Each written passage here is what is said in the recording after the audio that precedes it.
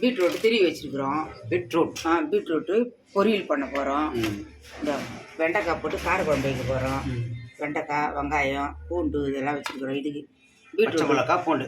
பச்சை மிளகா, பூண்டுலாம் பீட்ரூட்டு தாளிக்கிறதுக்கு. இந்த கருவேப்பிலை, ஊறுகாய் அரைக்கிறதுக்கு பூண்டு, பச்சை மிளகா, புளி, இஞ்சி வச்சுருக்குறோம். கருவேப்பிலை ஊறுகாய் அரைக்கிறதுக்கு. இதோ கருவேப்பிலை ஊறுகாய், கருவேப்பிலை அலசி வச்சுருக்குறோம். இந்த தக்காளி, வெங்காயம் இதெல்லாம் வச்சுருக்குறோம். கருவேப்பிலை, பீட்ரூட்டு, இந்த வெண்டைக்காய் சரி.